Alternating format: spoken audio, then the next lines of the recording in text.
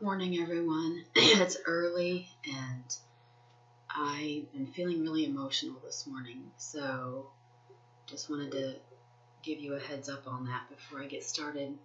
I've been doing research this morning on narcissistic victim syndrome and just trying to put some thoughts together in my head and to shed light on some of the reasons why we continue to stay. Probably trying to force myself to look at the reality of my particular situation and maybe forcing you as well to look at yours. But I know a few topics that I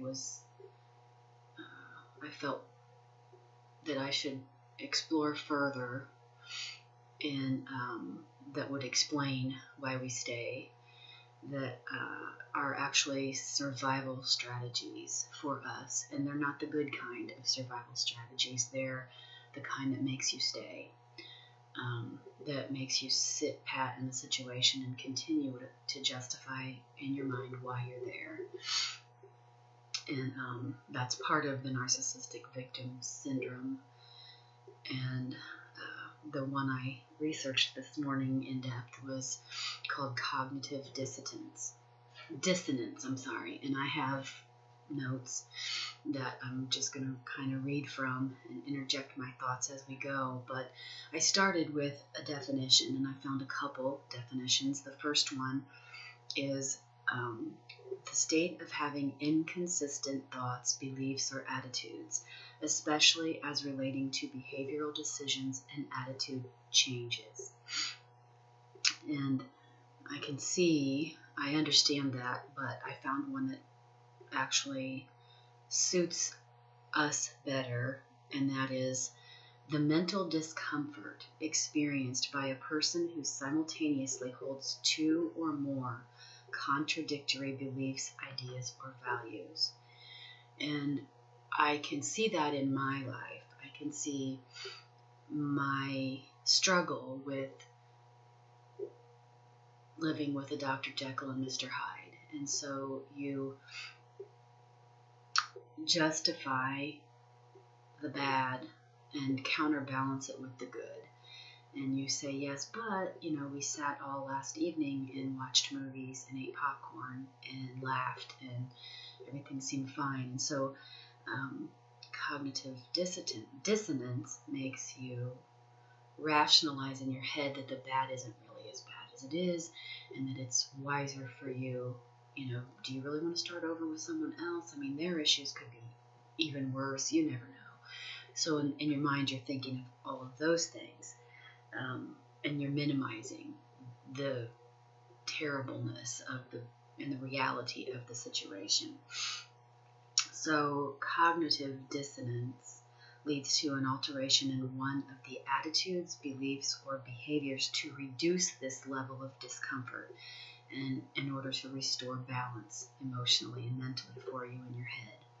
So, and you can see it in the cycle. The cycle, the abuse cycle, the cycle of, everything's bad and you've had this huge blow up and he's called you all these names, or she has called you all these names, and then you've asserted yourself and said, that's it, I'm done, and then things elevate, and then they get to a point where they calm down, either because you submitted and realized that if you just back off and shut up, it'll calm down, or because they believe that you're finally serious, or they need to do something to equalize the situation, and they back off. But regardless of who backs off, the situation de-escalates, and then you find yourself saying, this today, this is tolerable, this isn't so bad, maybe I'll open myself back up, maybe I'll say, I love you today. Maybe I'll reach out and I'll hug. And, maybe somehow I can fix this person if I love them enough and if I stick by their side, or whatever you're thinking in your head that makes you justify it. But it's an alteration in your attitudes and beliefs, because days ago or hours ago, when you were in the throes of their rage, you knew to the bottom of your soul that it was not the right place for you to be. You knew that. But then you justified for some reason that it was okay a few hours later or a few days later when things calmed down. Cognitive dissonance allows for rationalization. You ignore or you eliminate in your brain the beliefs that you know are true, the facts that you know are true, that it is an unsafe relationship, that it is an unhealthy relationship, that you're not having any of your needs met, all of those things. You eliminate them, in your brain, so that you can stabilize again, so that you can emotionally stabilize and feel balanced in something, so that you're not in a complete state of panic and frustration every second of every day, of every whatever of your life. So, and you also alter the importance level. Well, I know he was really mad, but he didn't have any sleep, and so I guess I should give him that one because I know how he is about sleep, and I know how angry he gets when he's not had his sleep, so I guess I'll excuse him this time. Those are ways that we use cognitive dissonance to restore balance in our own brains. And what it does is it allows us to bond with the abuser, which is called Stockholm Syndrome. It's why we become protective of them in a way. We stop telling people what they're doing, partly because they're tired of hearing it, but partly because, we feel some sense of like we're supposed to be honorable about discussing private needs. I mean, my narc has said many times, well, what goes on with us shouldn't go out. You shouldn't talk to your mom. You shouldn't, Of course not, because he doesn't want anyone to say, are you nuts for putting up with this? What are you doing?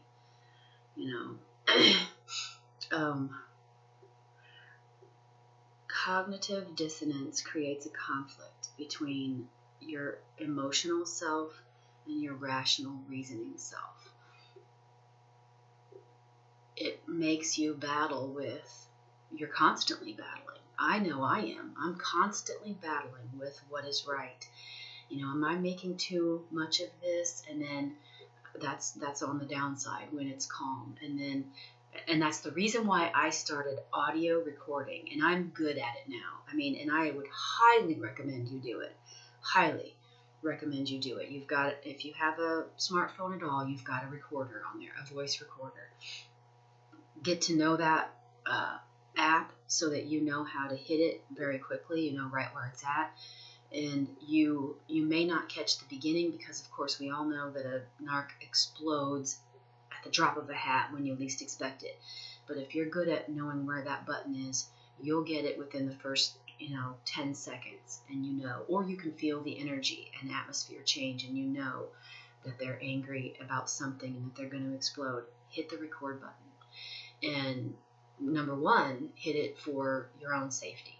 If something were to happen, I've told people, look on my phone. I have information on my phone that is vital. And I don't just have it on my phone. I have it uploaded to my cloud storage. And I have, left information at my business so that there's a folder there if someone were to need to look into a situation if something happened to me.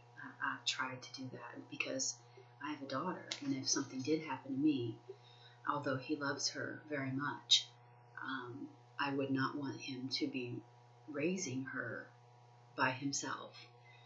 And I can't even imagine how messed up she would eventually become, because she's only 3.5, and by the time she, hits the teenage years and she starts becoming rebellious, as all teenagers do, and striking out on her own, and I see some of that in her already. She wants to be alone. She wants to, she feels like she has to take sides at this young of an age, and it's eating me alive. And so the idea that I'm not here to protect her, I don't want him to walk away with her. So that, leave yourself a trail. But the other reason to record the arguments is to stop some of the crazy making, because they rewrite history. They always do. And it was always you that started it. It was your tone or whatever, but it was you. And they didn't say this, or they didn't say that, or they didn't mean it that way. And so you'll have a record of that, and you'll be able to listen to it for yourself when you're calm and be like, no, he did say it. I heard him. It was right there. Or you'll be actually shocked at when their mouth is flying and they're angry, some of the most deep-seated truths that they have and hide from you will come out. Like, talking about their cheating and admitting things that you've tried to get them to admit in the past and they refuse to, and it slips out, and you heard it, you know what it was when you heard it, but it slipped out in anger and frustration in their attempt to control the situation. But it's a done deal at that point. You have your answer. So there's a lot of benefits to recording their shit. And none, to say the least, is this total shock when you listen to it and you think, oh my God, I am freaking kidding myself to think this is anywhere near normal. So, but in my research today, I feel a great sense of sadness because,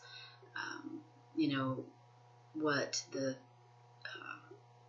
mental health community says is that the decision of which path you're going to take, if you're suffering from, cognitive dissonance, and you have this dilemma, this moral dilemma, or this, contradictory feeling about your situation, that the decision about which path you're going to take is going to be the path that causes the least emotional stress.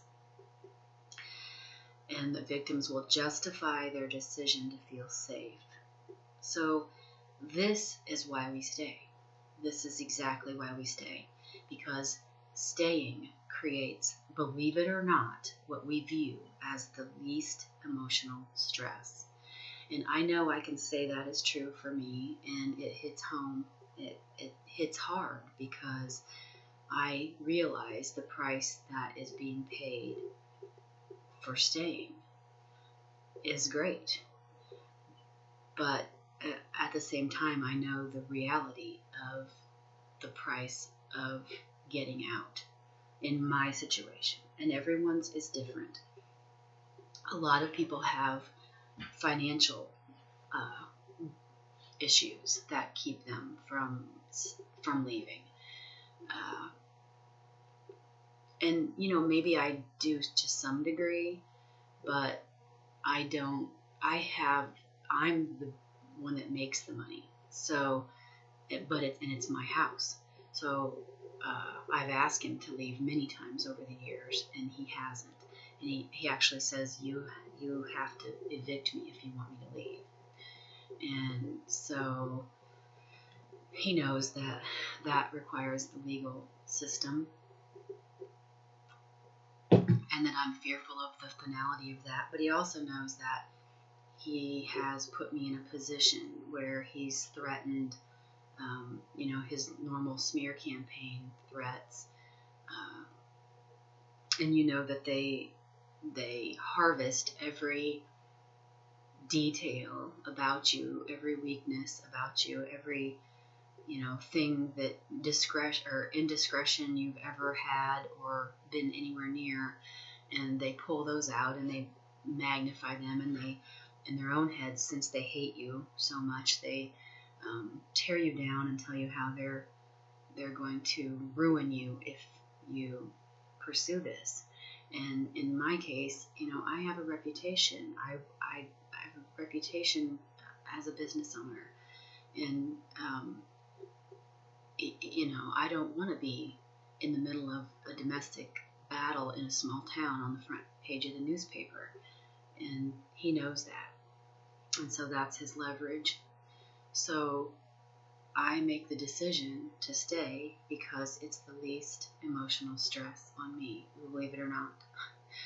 So the never knowing if they're going to explode and scream at you, and now that I've revealed the consistent or cheating, I hate to even call it cheating, because that would suggest a relationship. That would suggest that there was a relationship or a commitment, and he hasn't made a commitment. He hasn't made an emotional commitment at all.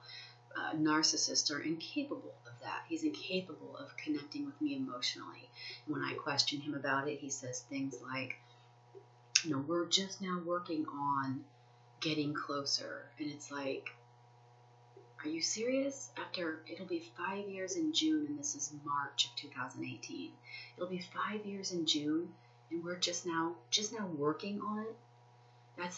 Do you understand how wrong that is? This is not a short-term situation. You don't just work on it. By this point, and you have some closeness and a bond formed. But a narcissist can't do that. They just can't.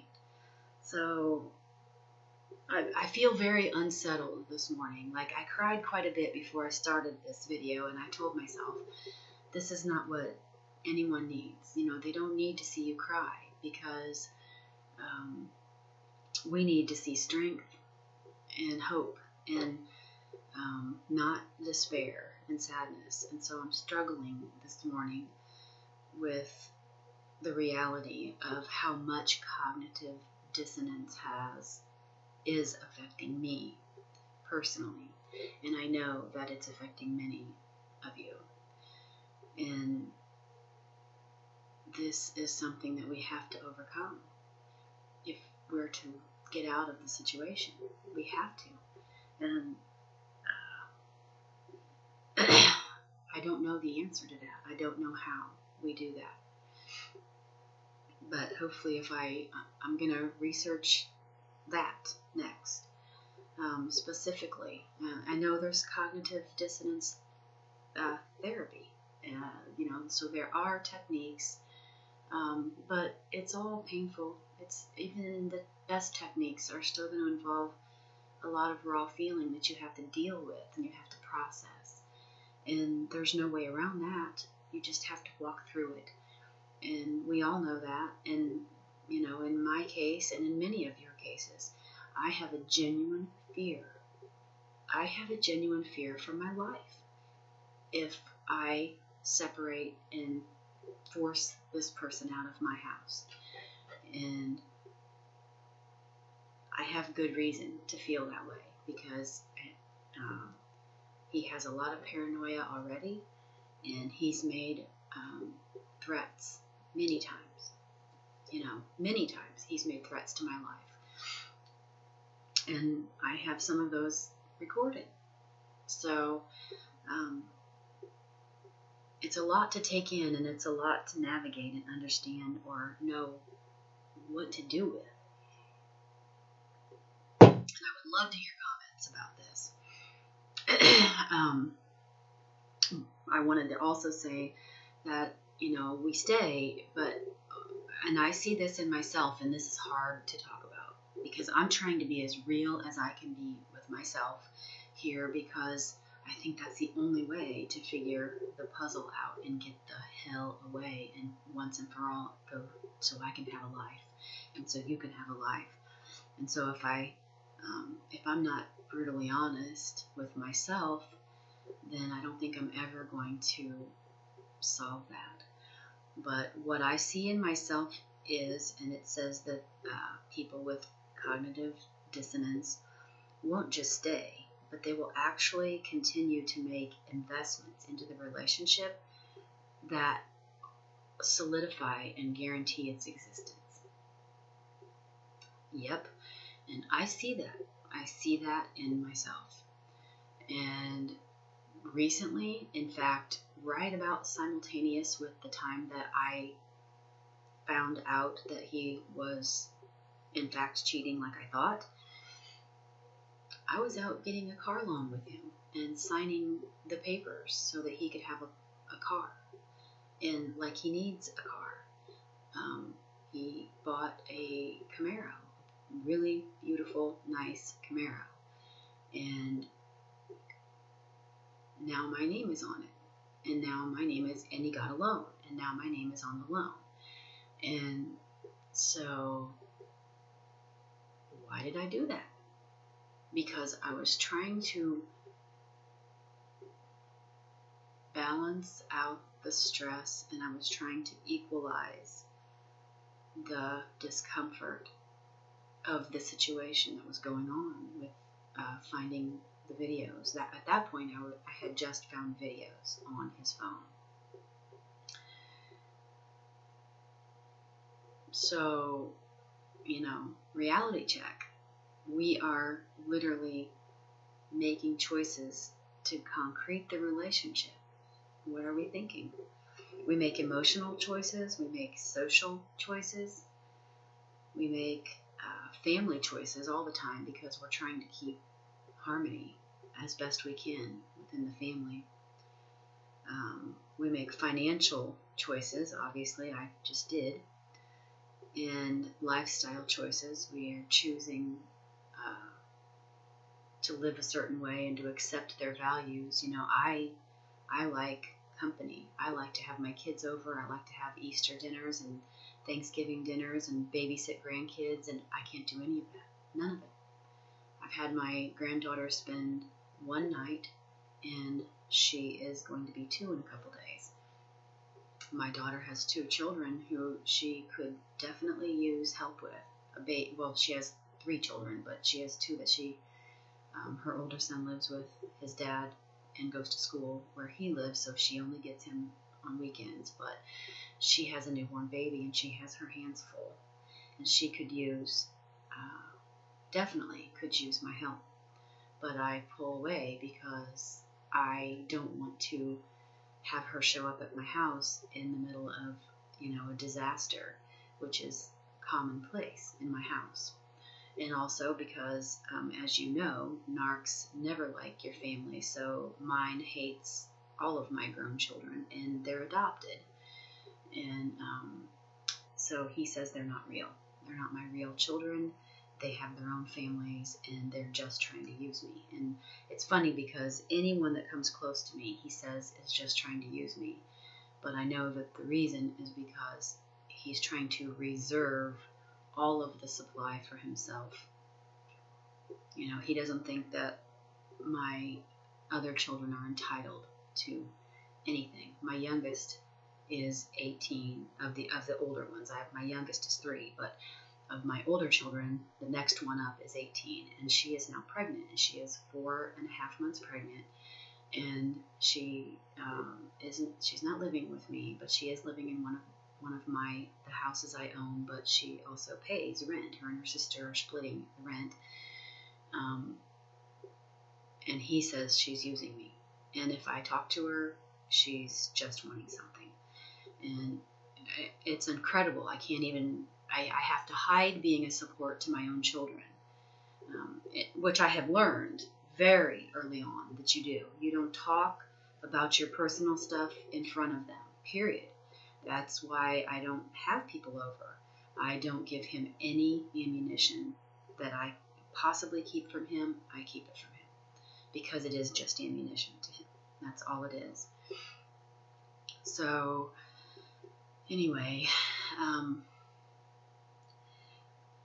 I think the idea that I have now ratted him out, and that he is now saying things like, you just don't want me to have anyone to talk to, you invaded my privacy, like he's twisting all of this around, that I caught you cheating and numerous times. Just what I found out about with, within the past few months was 4 people, and a couple more that I had seen early on in the relationship that he excused away when I saw text messages from a couple of women on his phone, and he tried to say that it was just tattoo work and whatnot. Well, recently he said, and he told me that he chose this most recent woman that he'd been having this 4-year relationship that he doesn't call a relationship with.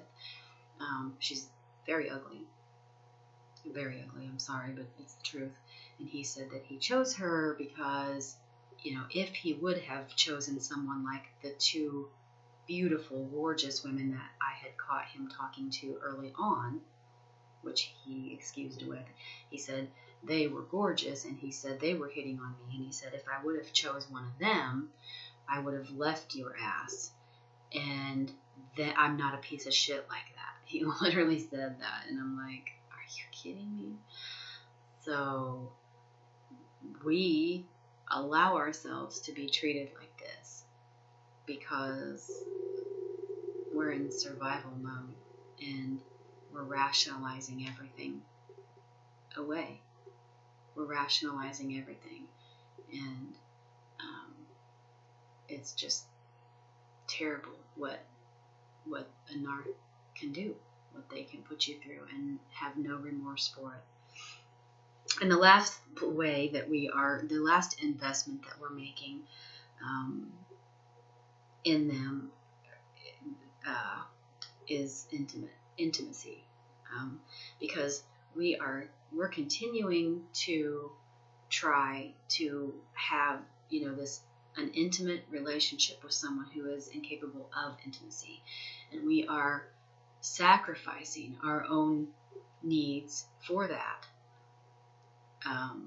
by staying in the relationship and by not opening ourselves up to a possibility of another relationship that might actually fulfill those needs. I have a couple of friends that they're just friends. I have one friend that I've known since I was a kid, and he's just a friend, but he serves not intimate. I want to say, I'm not talking about sexual intimacy. Well, that's a problem for a narc, but I'm saying that you can just share your heart with someone you can talk to and share your heart with and share your ideas and thoughts, and they can, they talk to you about those, and they respect you as a person, and they listen, and they respond respectfully. And, that's something I don't get from him. Very rarely. He never sees my point of view. And so I have gone elsewhere to satisfy that need. But it was hard giving myself permission even to do that because of my sense of feeling like I was betraying this narcissist who is abusive to me. Isn't that weird? So I am pushing myself to be outside the box, and I'm hoping that I'm pushing you too. And I've talked long enough. I didn't mean for this video to be this long. Cognitive dissonance. Do some research and ask yourself how it's affecting you. And I'm pretty sure you'll see that it is, like me. And please, please, please subscribe to my channel, and please post your comments below. I will respond to you. This is what I really want. The videos are nice, but I want the interaction. I want the connection with other people that are going through similar situations, and I want to be able to talk to you one-on-one. And that's, a video is great, but a video is one-sided, and I want to hear what your thoughts are. So please post your thoughts below. And I guess that's it for now. I'm hoping to do some research on cognitive dissonance therapy And also, I want to learn more about Stockholm Syndrome within the realm of narcissistic victim abuse. So please take care and remember that you are precious and valuable and beautiful inside and out, regardless of what anyone tells you, and that your circumstances, our circumstances, are only defining us because that's what we're allowing to happen. So take care, God bless, and here's to brighter days.